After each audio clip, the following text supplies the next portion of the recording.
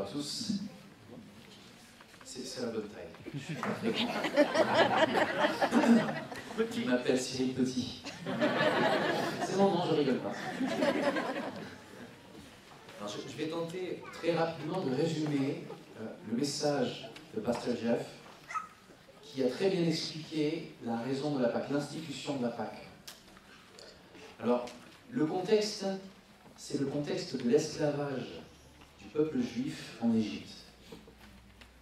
Et Dieu a entendu le cri de son peuple.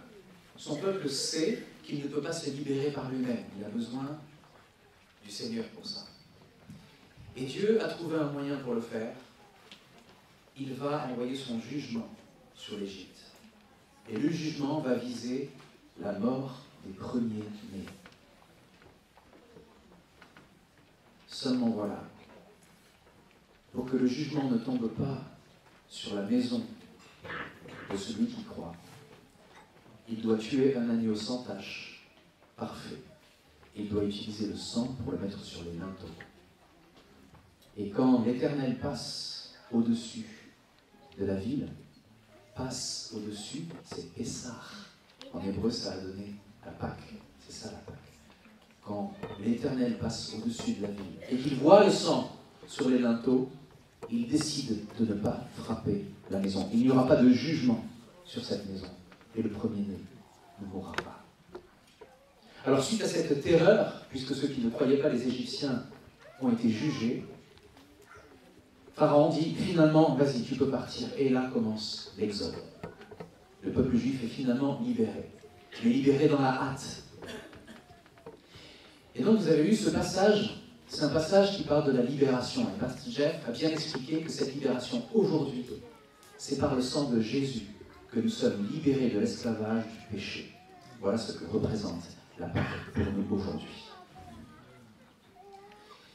Maintenant, la question que je me suis posée, juste derrière, c'est pourquoi est-ce qu'il a fallu qu'il y ait des pains sans levain? Qui c'est qui aime le pain ici? Ah oui, on est en France, hein, les amis. Je crois qu'il y a plus d'anglophones qui ont levé la main que les Français. Vous avez raison. Vous avez raison. Qui c'est qui fait sa propre pâte à pizza ou son propre pain ici? Ouh là là, il y en a qui savent de quoi on parle alors. Ouh, bravo. Bravo. Donc, vous avez la notion de ce que c'est que le levain. Moi, je ne savais pas ce que c'était jusqu'à ce que je fasse ma pâte à pizza. Je me suis dit, mais au début, Lana s'est moquée de moi, mon épouse, parce que j'ai utilisé de la levure chimique en pensant que c'était comme pour les crêpes. Il y en a qui rigolent, qui se moquent de moi. Mais non, c'est la levure de boulanger qu'il faut utiliser. Oui, mais la levure, c'est pas du levain. La levure, c'est quelque chose qui va activer la pâte, mais c'est pas le levain en lui-même. Je dis, c'est quoi alors la différence? Le levain, c'est l'ancienne pâte qui a développé sa propre fermentation et qui grandit, qui grossit. Et pour ceux qui aiment vraiment faire leur propre levain, le levain est tellement vivant que quand j'ai discuté avec des professionnels et des semi-professionnels, il y en a dans la salle, ils m'ont dit, ben oui, on lui a donné un nom, parce que le levain, il faut le nourrir. Le levain, une fois qu'il a commencé à vivre, une fois que la pâte a commencé à grandir, il faut continuer de rajouter un petit peu d'eau et de farine. Et cette enzyme va continuer de manger, de se développer, de grandir, de grossir. Et donc, d'un pain à l'autre, on reprend cette pâte qui continue de maturer, qui continue de grandir. Il y a une continuité de la pâte. Elle continue à vivre, tant et si bien qu'on a donné des noms. J'ai une amie qui me dit, mon premier levain est mort, donc j'en ai fait un deuxième, je lui ai donné un autre nom. C'est fort. J'ai une amie, elle me dit, souvent je lui dis comment va Bob? Bob est dans le frigo. Bob, c'est son levain. Elle me dit, regarde, il est vivant, on ouvre le frigo et je vois des bulles. C'est extraordinaire. C'est réellement vivant. Donc je suis intéressé à ça et je me suis dit, mais pourquoi est-ce qu'il fallu, il a fallu qu'il y ait une fête des pains sans levain? Pourquoi est-ce que ça a duré aussi longtemps? Eh bien, la fête des pains sans levain, ou Matzah en hébreu, c'est une célébration juive qui fait partie du rituel qui suit la Pâque. On vient de le voir.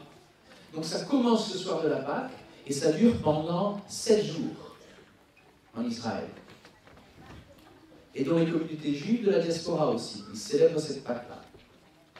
Donc cette fête, elle commémore non seulement la sortie de l'esclavage, mais elle a une signification spirituelle qui est encore plus importante pour celui qui continue de vivre. Pourquoi est-ce qu'il a fallu que ça dure 7 jours?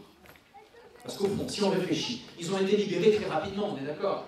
Il a fallu qu'ils partent, ils avaient même les sandales aux pieds, ils étaient prêts à partir. C'était un espoir d'ailleurs, quand ils étaient dans cette pièce et qu'ils cuisinaient cet agneau, ils l'ont cuisiné sans le bouillir. Vous avez entendu les instructions qui ont été données. Pourquoi est-ce qu'il ne fallait pas bouillir? Parce que celui qui va rôtir l'agneau comme ça, c'est un bédouin. C'était les bergers qui faisaient ça, c'était les gens qui se déplaçaient dans le désert. C'était l'habitude de ceux qui voyageaient. Et un pain sans levain, on n'a pas le temps d'attendre qu'il lève. On n'a pas le temps d'attendre que cette pâte grandisse. Donc, on sent qu'il y a une précipitation. Donc, il y a cette idée de libération et de hâte. C'est le premier point. Il y a 3 points, et le 4e, ce sera ma conclusion. La consommation du pain sans levain, le matzot, ça remémore la hâte des Israélites qui ont quitté l'Égypte. Ils n'avaient pas le temps de laisser leur pain se lever. Donc on voit qu'il y a une précipitation. Puis il y a une autre signification. Il y a aussi le côté de purification, de simplicité. Le levain, dans la tradition juive, c'est souvent associé au péché. Je discutais avec une amie qui dit, à force de faire mon pain, elle fait un pain qui est magnifique, qui est tellement bon, avec plein de petits détails et des dessins dessus. Donc elle sait de quoi elle parle. Hein. Elle me dit, j'ai remarqué que selon les conditions, si je mets de la farine et de l'eau, s'il y a des bonnes conditions, le levain rentre. C'est comme nous. S'il y a les bonnes conditions, le péché peut faire une sacrée affaire dans notre vie. Si on met suffisamment de pression, si on fait suffisamment de choses à l'être humain, il peut se transformer et la pâte peut lever très très rapidement. Eh bien, il y a cette idée de pureté, de simplicité. Parce que le levain est souvent associé à l'orgueil, à la corruption, au péché, parce qu'il fait gonfler le pain, eh bien les vices de l'homme peuvent faire gonfler son âme. Et manger des pains sans levain, ça symbolise aussi le fait de rejeter le péché et d'aspirer à cette pureté, cette simplicité. Et puis le 3e point, c'est ce côté de liberté, de renouveau. La fête des pains sans levain, ça marque aussi le début de la saison agricole de printemps. Nous sommes là au printemps, même si on n'a pas trop l'impression qu'il est un peu froid, qu'il pleut trop à mon avis. Mais c'est cette occasion de célébrer pour nous le renouveau, la liberté. Et donc c'est un temps de nettoyage. On dit bien nettoyage de printemps, n'est-ce pas? En tout cas, c'est une expression française. Et donc on va éliminer tout ce qu'il y a de mauvais, on va enlever tout le levain des foyers. Et là, pendant 7 jours, ils n'ont pas le droit d'utiliser du levain. Donc, au sens spirituel, on se libère du passé, on se libère des fardeaux. Et c'est là que je veux en venir, c'est ma conclusion. Le fait qu'il y ait un ancien levain vivant, et ce levain-là, c'était la manière ancienne de vivre, quand vous étiez esclave, quand le péché avait son entrée dans votre cœur. Cette manière-là est révolue. Ça dure 7 jours, parce que pendant 7 jours, on ne va pas cultiver les anciennes choses. Il y a un avant et il y a un après la résurrection de Christ. Il y a un avant esclavage et il y a un après libération. Il n'y a plus de continuité du péché. Le péché a été entériné, arrêté par le sang de Jésus qui a coulé à la croix, comme le sang de l'agneau était sur les linteaux. Il y a un avant et un après. On passe à autre chose, c'est une vie nouvelle, c'est une résurrection. Et aujourd'hui, on fête la résurrection de Christ. Donc ici, cette image, dans le Nouveau Testament, elle est aussi représentée. Vous savez, en France, on aime le pain, mais on aime aussi le vin. Bravo, ça arrive, hein, c'est plus facile. Eh bien, Jésus nous parle du vin nouveau. Il y a aussi une nouveauté dans le vin. Et ce vin nouveau, vous savez quoi? Il nous dit qu'on ne peut pas le mettre dans une vieille outre. Vous savez ce que c'est une outre? C'est un endroit où on contenait le vin, c'était fait en peau, c'était du cuir. Le problème avec les vieilles outres, c'est qu'au début, elles sont bien, elles sont tendres. elles peuvent s'étendre quand le vin fermente. Mais quand elles vieillissent, elles deviennent rigides. Et si on met un nouveau vin qui va fermenter et grandir avec tout ce qu'il y a de bon dedans, l'outre va casser. Et le vin sera perdu. Eh bien, cette outre, c'est votre âme, c'est vous. Il y a cette nouveauté de vie en vous. Et on ne peut pas recevoir les choses nouvelles dans une vieille outre. Il vous faut penser différemment, il vous faut voir la vie différemment. Il faut changer votre regard sur le monde, sur vous-même et sur la puissance du péché dans votre vie. Et cela, Jésus l'a permis. Et je vous explique comment. Par sa mort, il nous a libérés du péché. Par sa résurrection, il nous donne une vie nouvelle dans laquelle on peut se donner le droit d'espérer et de changer.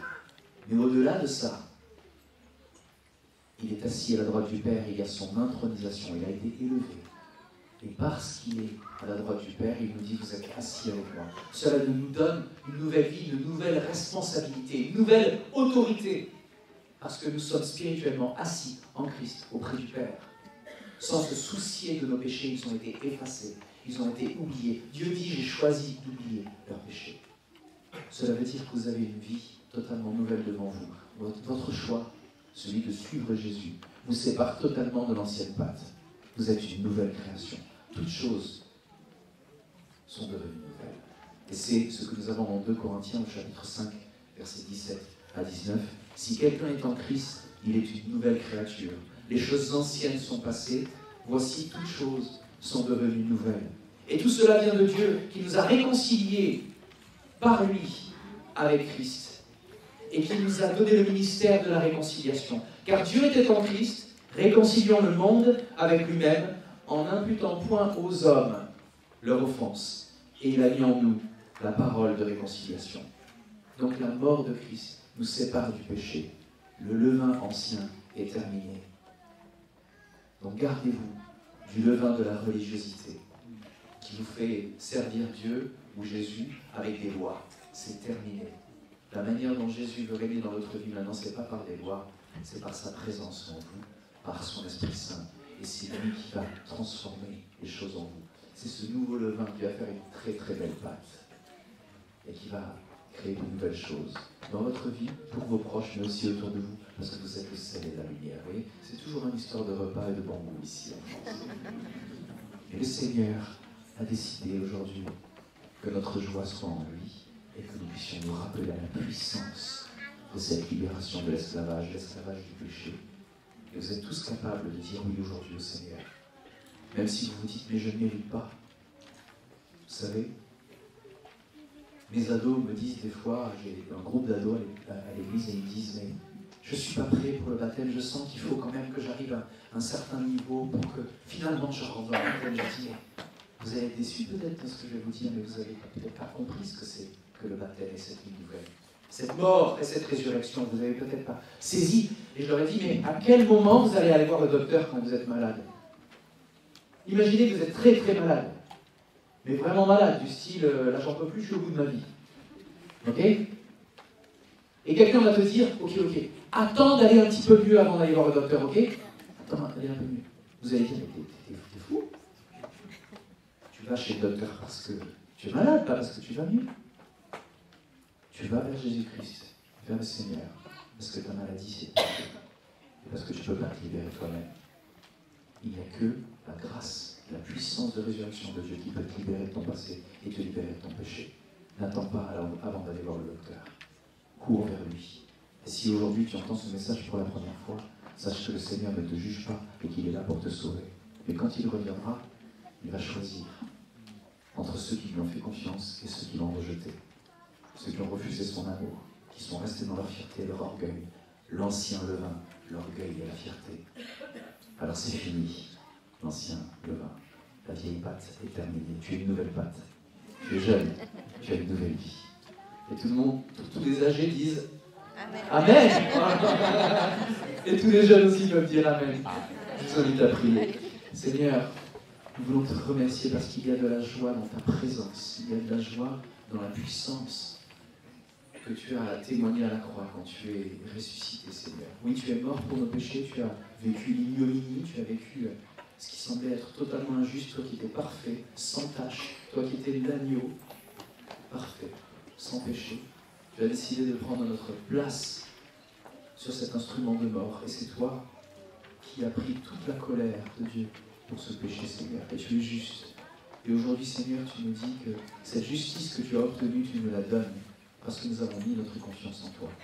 Alors merci, Seigneur Jésus, du sacrifice que tu as fait, et merci aujourd'hui pour cette célébration de ta résurrection. La mort ne pouvait pas te retenir parce que tu étais parfait. Merci, Seigneur Dieu, au nom de Jésus. Amen. Amen.